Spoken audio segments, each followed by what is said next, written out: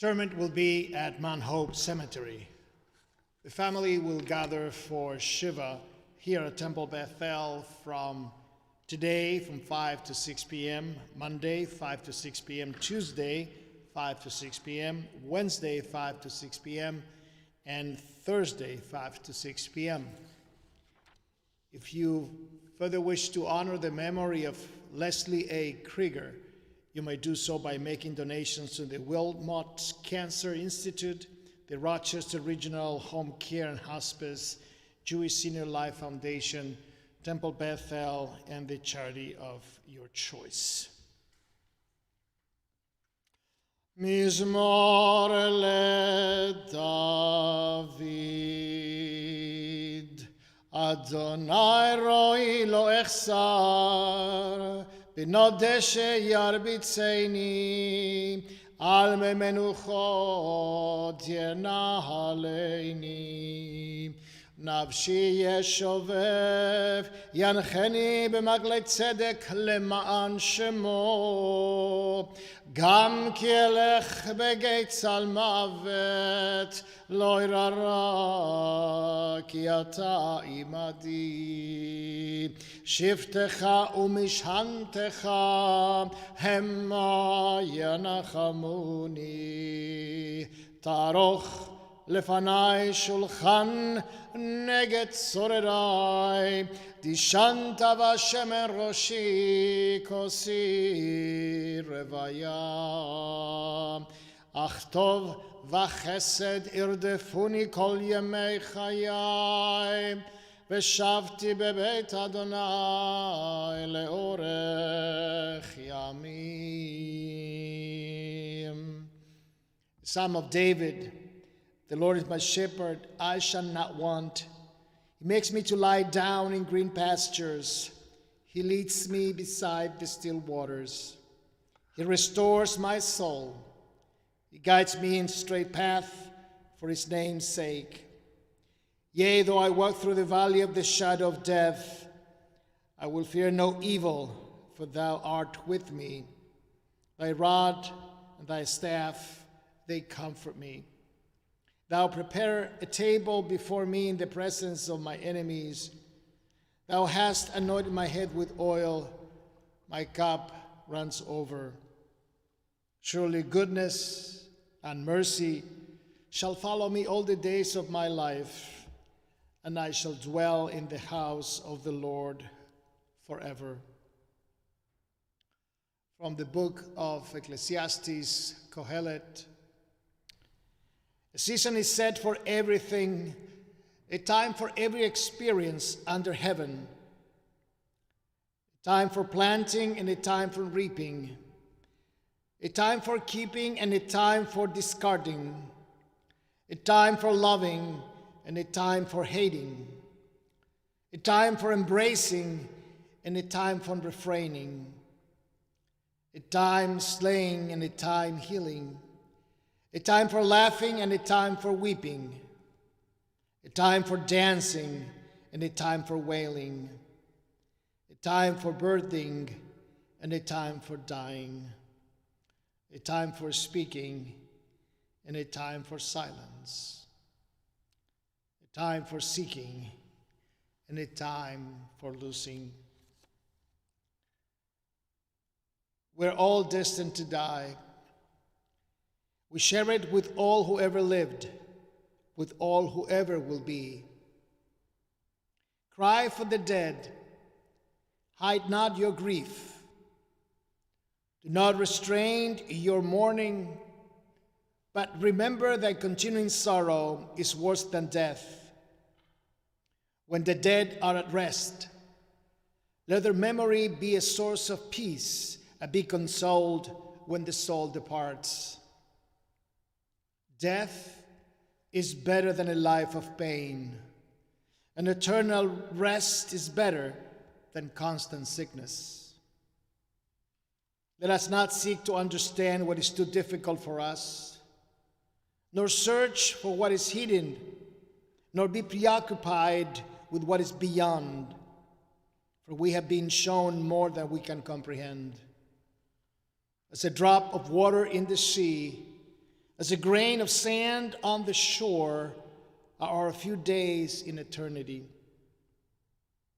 The good things in life, they last for a short time. But a good name, but a good reputation endures forever. It is now my honor to call upon Ellen to speak on behalf of the family.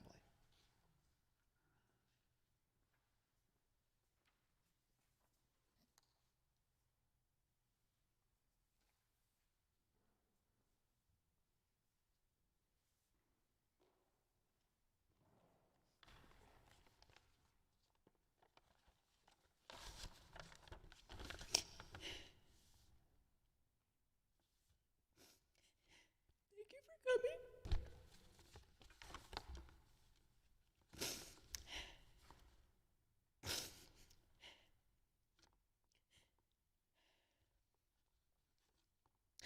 I'd like to talk about my father, Leslie Krieger. He was a wonderful man. And we have themes of faith, family, and values, words of loyalty, devotion, that are going to be weaved throughout this. My dad was born in Brooklyn, April 2nd, 1934, and he was the son of two Orthodox parents. Our grandfather was a greengrocer, and our grandmother was a stay-at-home mom. Dad grew up in the Depression, had a small core group of friends. He had many cousins who were like his siblings. His dad was an only child. He went to high school in Brooklyn Tech, went to City College of New York, and had a degree in chemistry. Daddy sang in the Glee Club. He had a wonderful voice. And he went into the Army, and he was nicknamed by his compatriots as Heavy Reds because he had red hair, but he was also very, very smart. And he would volunteer to be on duty for all of his fellow Army people that celebrated Christmas and Easter, and he knew how important the holidays were for them, and so he volunteered to be on duty. In his early work life, he worked at Martin as a chemist, and he did that for a couple of years, and he also met a very fabulous woman known as my mother, known as Harriet, and they met and got married and had 3 children. And when they lived in Florida, a headhunter from Xerox had contacted my dad and said, "We'd like to, have a conversation with you." And my dad was like, "Well, my best friend lives in Rochester, so, if anything, I have a nice trip and I get to see him." And so my dad was interviewed, and he accepted the position. We moved actually to Irondequoit for the first year and a half, and then we moved to Brighton. And within 2 years of his job at Xerox, his position was abolished. But they liked him so much, they said, we want to keep you, and we're going to have you work in management. And Dad worked there for 33 years. And he was very, very proud to have worked at Xerox. He was proud of his team. He spoke very fondly of the people at Xerox, so I always felt like I knew them. And whenever it was time for a performance review, we had to steer clear of the kitchen because he needed his time to do the reviews because he wanted to be very thoughtful and planful on the people who worked for him. And he had many interests. He was an avid runner. And he also rode his bicycle. When he was working at Xerox, he used the treadmill. He was very much into physical fitness. And he was part of their baseball game called the Avengers. And he was very, very devoted, not only to his work family, but our family. And a huge part of that was because of his faith. He was very, very devoted to the Jewish religion and all that it entails. And so much so that, we had to go to Hebrew school when we were little, and we all got, we had to be, not had to, we really liked being, bat mitzvah and bar mitzvah. And he was always very emphatic that if we were to marry, we had to marry in the Jewish religion, and it actually kind of worked out that way. So that was a bonus. But he was very, very tied to his faith. He went to temple every Saturday. He sat in that corner right over there. And he had his own family through temple. And every Saturday, he sat with Mr. Lukacher in the corner.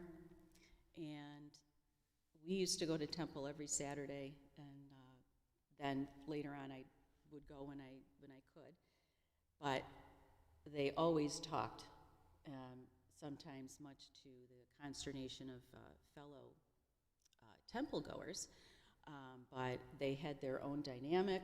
They had a very lovely friendship, and Dad would sometimes go out during service to have some shots with his fellow temple goers. Or he would go to like a Torah study during temple. He also went to Minyan and was very friendly with the Minyonaires.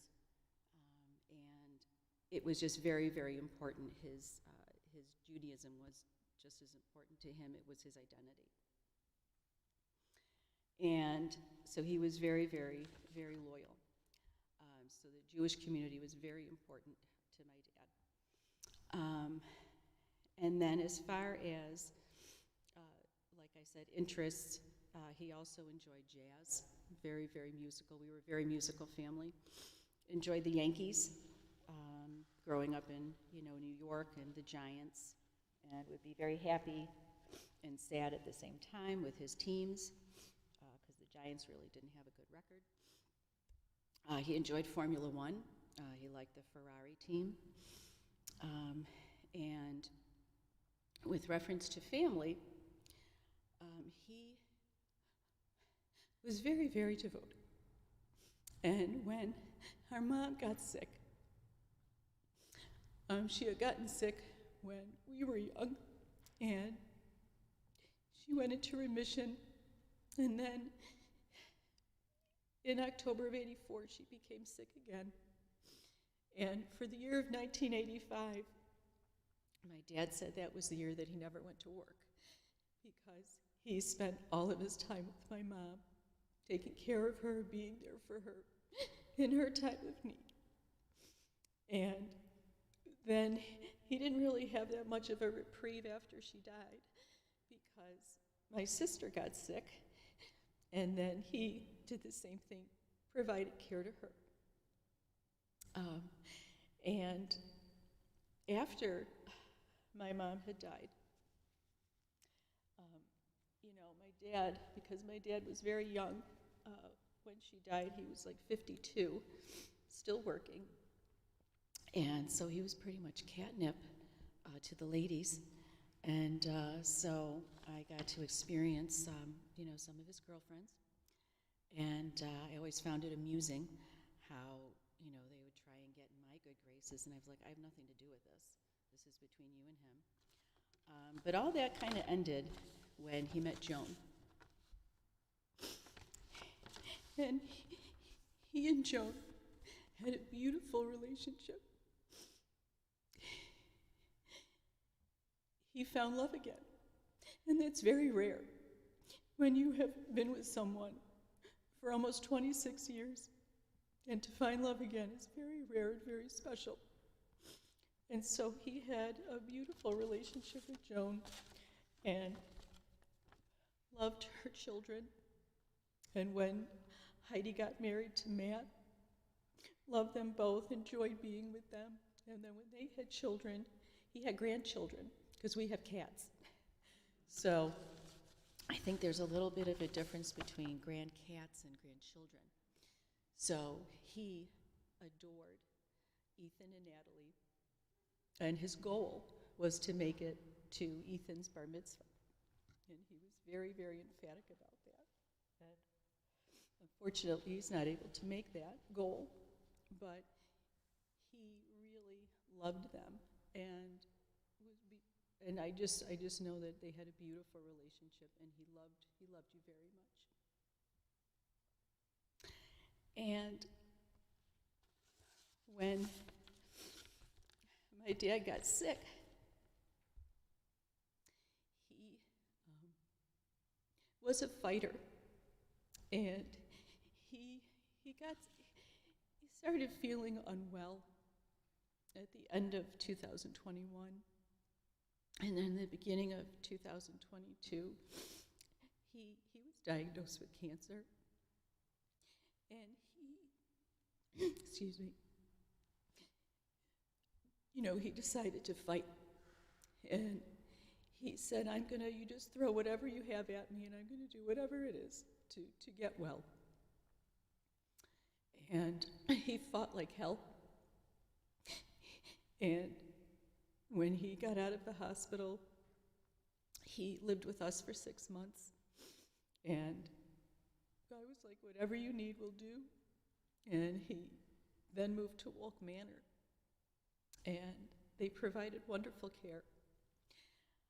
But then he started having, some setbacks.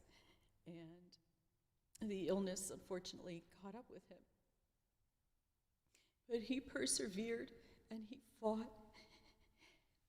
And he actually said when he was, when things weren't that great, he basically said, I'm not going to go into that good night, which was the exact phrase my sister said when she was sick. And so he was a fighter. And I'm just going to say that being with him and being a part of his journey from when he was diagnosed till when he died was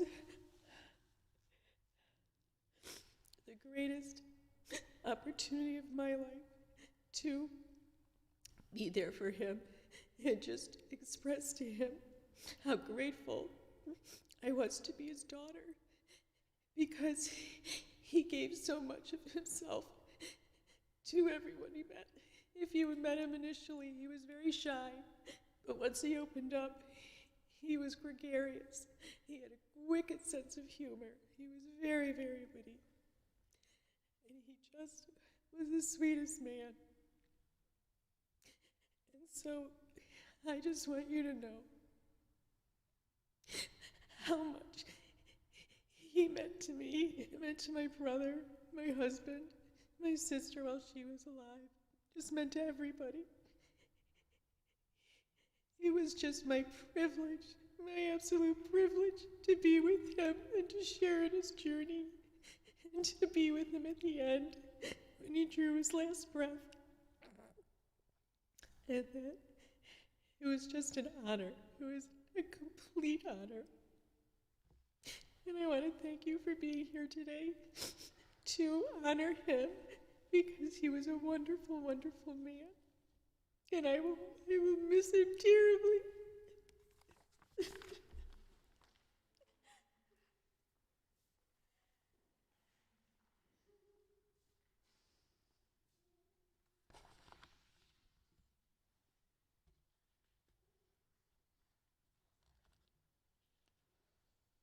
Thank you, Ellen, for a beautiful and moving reflection on your beloved father.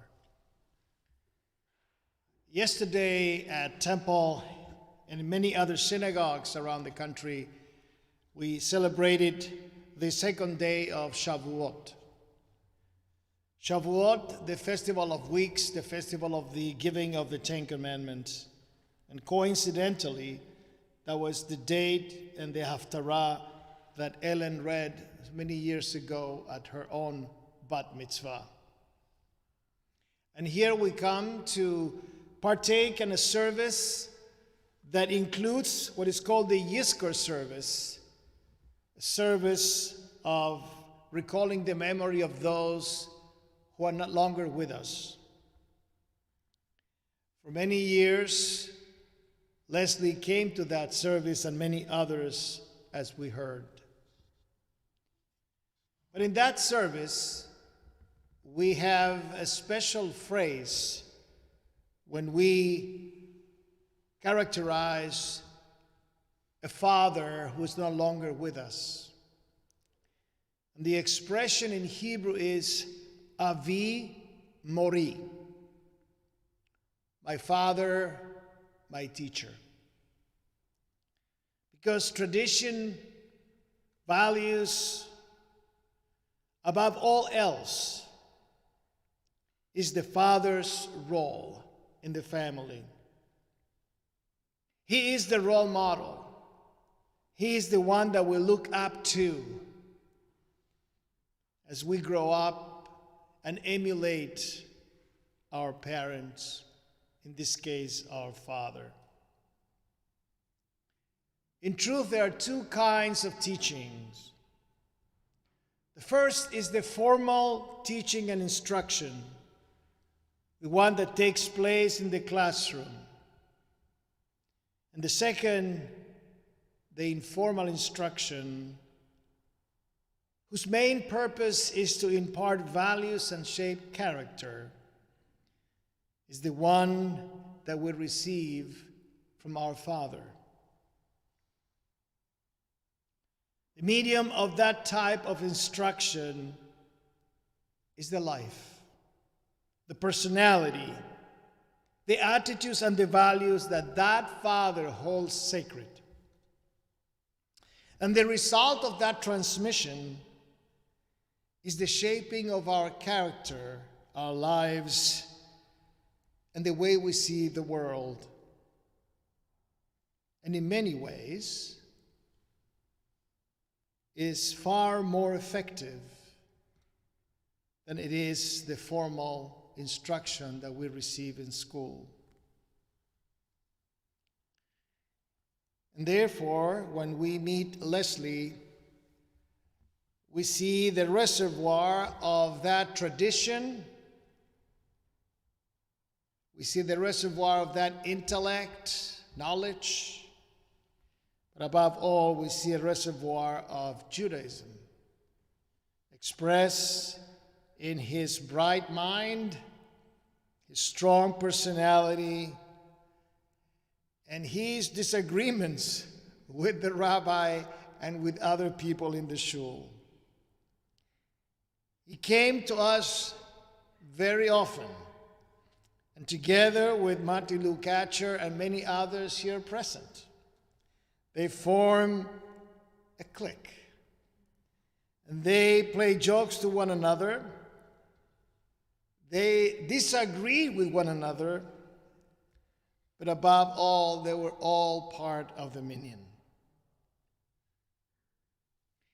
In many occasions when we struggle getting a minyan, and I'm talking about a minyan of people in the same room instead of a minyan through Zoom, in many of those occasions when we couldn't get the minyan, or we're at 8 or 9, I could see Leslie pacing back and forth to the entrance of the chapel downstairs and turning to me and say, "Are we getting a minyan or not?" As you can tell, he was not shy. And as it was expressed here before, he and Marty Lukacher of blessed memory will talk with that particular level of voice and intonation, especially Leslie, that we carry from that corner all the way to the rest of the sanctuary. So, live and without delay, I will hear comments to my talk. They were almost like the two men on the upper floor at the puppet show.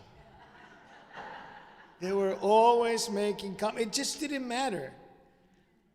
I wasn't sure they could hear from each other, let alone from this position to all the way back there.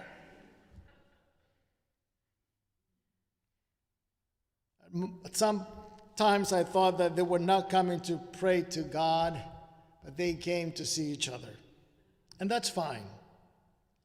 Because when you or when he warm up to you, whatever happened first, you could see in Leslie that caring personality, that devotion to life, to his wife. How many times we receive a phone call on a Monday morning at the office from him telling us that in this week or the other week he has your side and he wants an aliyah. Many times. If we were to talk to Carol, who runs the front office, or to Debbie, we got his phone call telling us when and how and why. It could be misconstrued. Sometimes I wonder how many relatives that he has. But in reality, he made a list, and we, as I review his membership file, discovered that he had listed not just your beloved sister Lisa, not your beloved mother Harriet, but his parents and grandparents and the whole list, because he had to come and say Kaddish for them. And he did it. He took that aliyah with pride. We could hear in his voice and his pronunciation of the Hebrew the years of preparation and study. We almost wonder why Leslie had left that world of Talmud and Halacha, a world that perhaps his intelligence could have become a fantastic Talmudic mind and rabbi. We know that his favorite holiday was Passover, and that he led that Passover Seder for many, many years. And perhaps the only time he didn't do it was last year, although he attended the second night and joined with family and participated. For Sukkot, he will come with his lulav and etrog, all prepared early on, to partake in the rituals that he knew so well, showing his devotion to God and to community.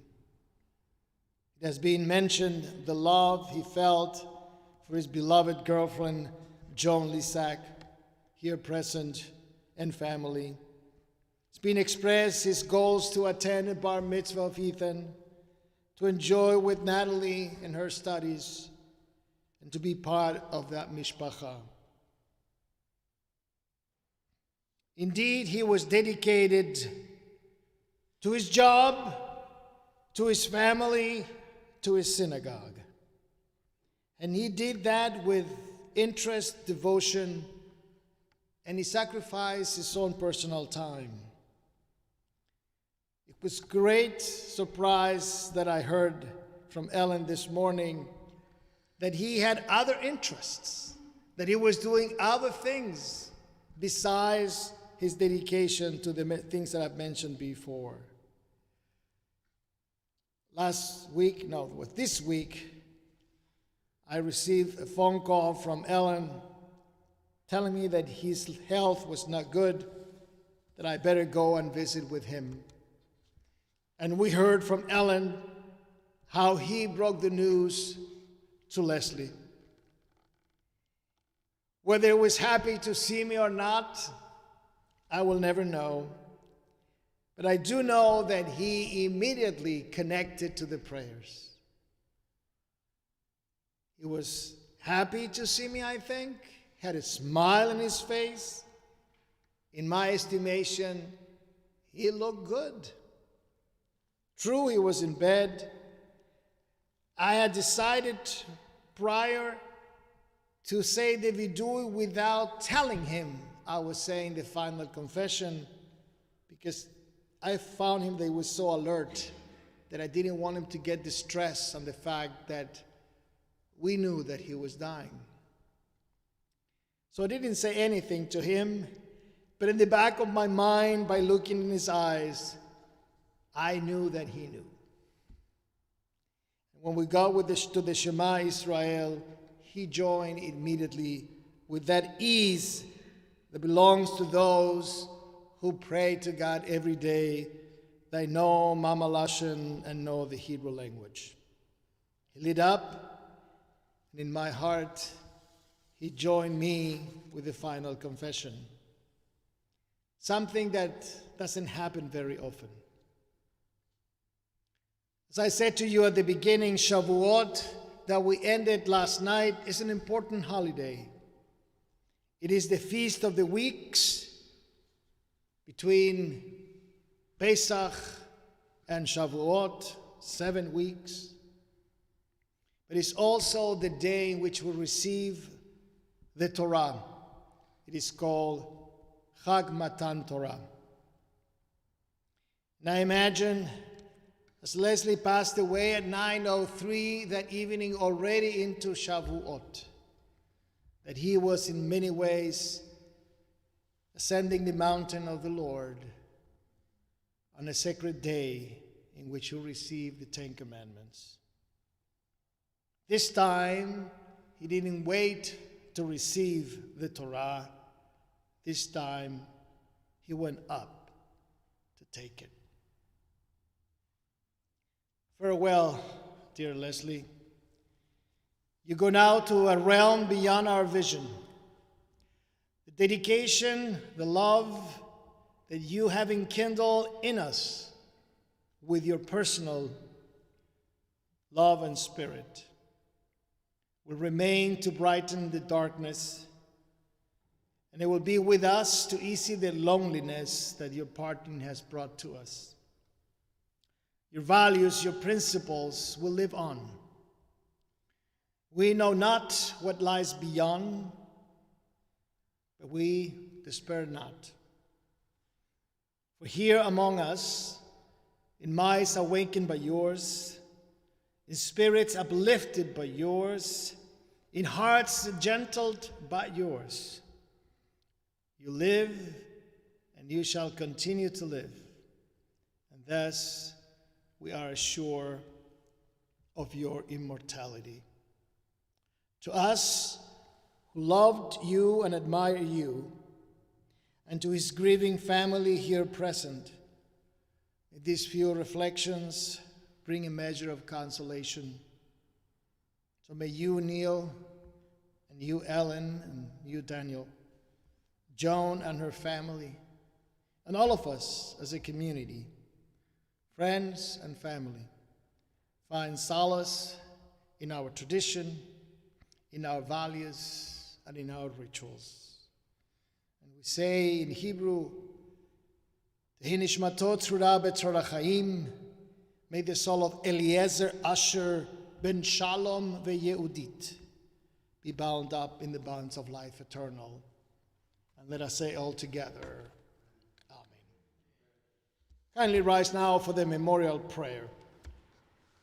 El male rachamim, shochen bamromim, aמצמנו נכונם, תחת כנפי השכינה, במעלות קדושים וטהורים, כזוהר הרקיע מזהירים. את נשמת אליעזר אשר בן שלום ויהודית, שהלך לעולמו בגן עדן תהא מנוחתו, ענה בעל הרחמים. אז תראהו בסתר כנפיך לעולמים, וצרור בצרור החיים את נשמתו. אדוני הוא נחלתו, וינוח בשלום על משכבו, ונאמר אמן.